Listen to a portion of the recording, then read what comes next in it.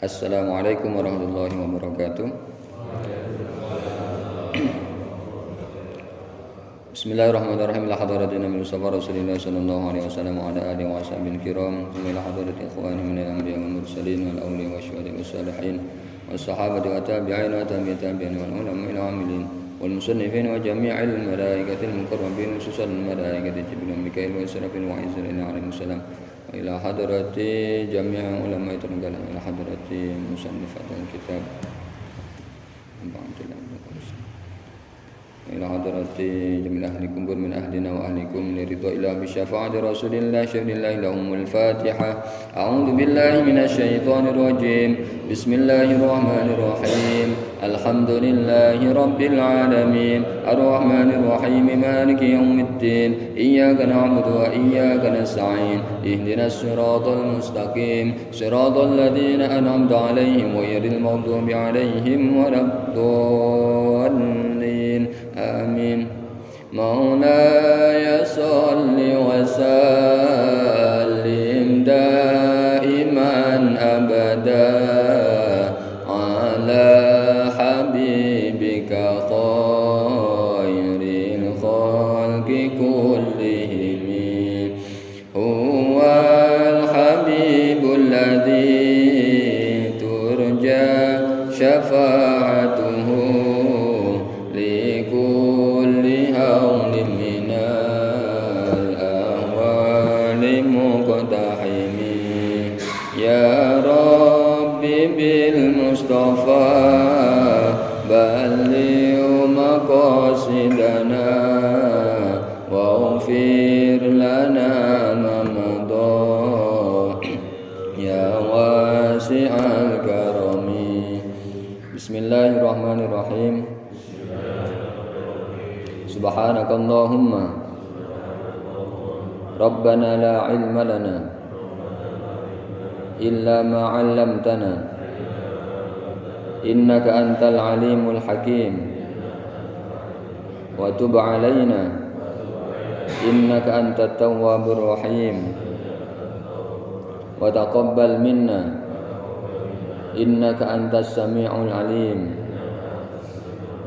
wa 'allimna min ladunka ilman nafi'a ya dzal jalali wal ikram. Allahumma iftah lana hikmataka wa anshur 'alaina rahmataka ya dzal jalali wal ikram. Bismillahirrahmanirrahim. Alhamdulillahirabbil alamin.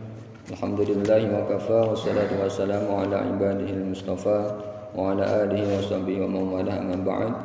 Pertama marilah kita panjatkan puji syukur kita kepada Allah Subhanahu wa taala yang pada kesempatan kali ini kita masih diberikan kesehatan, diberikan kenikmatan sehingga bisa melaksanakan kegiatan sholat subuh dengan berjamaah.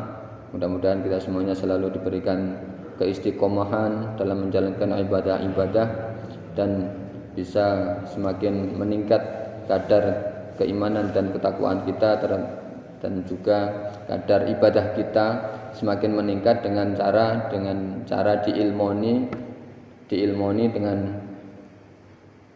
pengetahuan tentang ibadah tersebut. Yang pada pagi hari ini kita masih membahas tentang masalah sholat yang setiap hari kita melaksanakannya. Kedua kalinya sholawat beserta salam semoga tetap tercurah limpahkan kepada baginda Nabi Muhammad sallallahu alaihi wasallam yang syafaat beliau selalu kita harapkan kelak di hari kiamat nanti.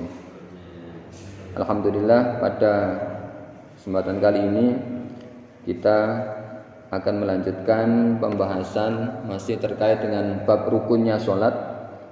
Bab rukunnya sholat ada 18, kemarin sudah kita bahas 3. Sekarang kita akan memasuki pembahasan yang keempat. Bismillahirrahmanirrahim. Qala al-musannifu rahimahullahu ta'ala wa nafa'ana bihi wa bi'ulumihi wa amattana bi asrarihi wa a'ada alaina bi barakatihi amin ya rabbal alamin.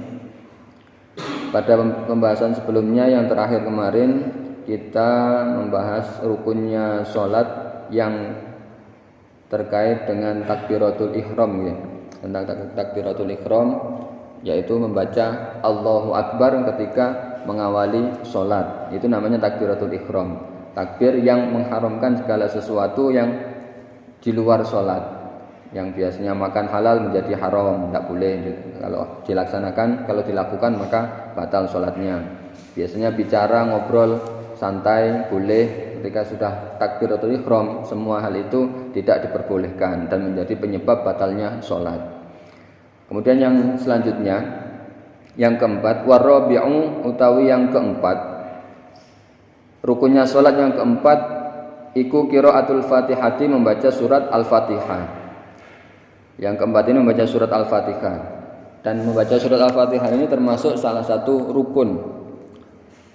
Au badaliha utawa gantine Al-Fatihah, liman ketuwe wong la yahfadhu kang ora apal sapa wong ha ing surat Al-Fatihah. Iku fardhon, salat fardu, kanat ana apa sholatu salat, iku au naflan utawa salat sunnah. Surat Al-Fatihah, membaca surat Al-Fatihah ini hukumnya rukun, wajib dibaca di dalam sholat, meskipun itu sholat fardu ataupun sholat sunnah. Ataupun kita membaca selain surat Al-Fatihah. Nah, tetapi bagi orang yang belum hafal, misalnya ada orang yang baru masuk Islam, ada mu'alaf masuk Islam, belum hafal surat Al-Fatihah, maka boleh diganti dengan bacaan yang lainnya. Diganti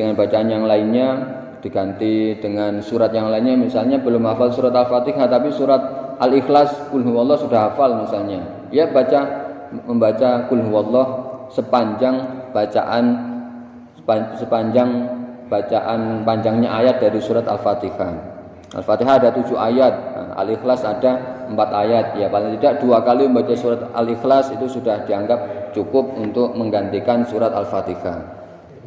Atau kalau misalnya surat apapun belum hafal, Al-Fatihah tidak hafal, Al-Ikhlas tidak hafal, semua surat-surat belum hafal. Nah kemudian apa yang dibaca sebagai gantinya Al-Fatihah? Membaca zikir. Boleh membaca zikir. Bisanya cuman Allahu Akbar, atau bisanya cuman La ilaha illallah karena menjadi syarat masuk Islam. Karena bisanya cuman tahlil la ilaha illallah.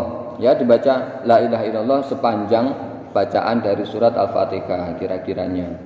Kalau tidak hafal zikir sama sekali, jenul putul, Al-Fatihah tidak hafal, surat pendek tidak hafal, zikir apapun juga tidak ada yang hafal. Ketika masuk Islam baca teks syahadatnya juga teksnya berbahasa Latin, bahasa Arab dilatinkan. Nah, tidak bisa membaca apapun, zikir juga tidak bisa, maka solusi terakhir tidak bisa membaca apapun ya cukup diam saja selama bacaan orang membaca surat Al-Fatihah. Kalau orang baca Al-Fatihah kira-kira 2 menit, ya berarti diam 2 menit sebagai gantinya Al-Fatihah, itu sah sebagai gantinya Al-Fatihah. Nah ini, maka disinilah kemudahan dalam Islam. Kemudahan dalam Islam itu tidak membebani seseorang kecuali sesuai dengan kadar kemampuannya. La yukallifullahu nafsan illa wus'aha. Allah tidak membebani manusia itu kecuali sesuai dengan kadar kemampuannya. Maka orang yang tidak hafal membaca Al-Fatihah pun itu masih ada solusi-solusinya. Dengan zikir, kalau tidak hafal zikir ya dengan diam saja sesuai dengan panjangnya Al-Fatihah. Lah itu adalah solusi-solusi bagi keadaan-keadaan orang yang tidak wajar, tidak normal, seperti yang sudah menjadi ketentuan dalam sholat. Maksudnya tidak wajar, tidak normal itu ya membaca Al-Fatihahnya tidak bisa, itu kan tidak bisa memenuhi rukun dalam sholat. Jadi bagaimanapun tetap wajib sholat. Seperti kemarin tidak bisa berdiri ya dengan duduk. Jadi banyak kemudahan-kemudahan di dalam melaksanakan ibadah kita, dalam melaksanakan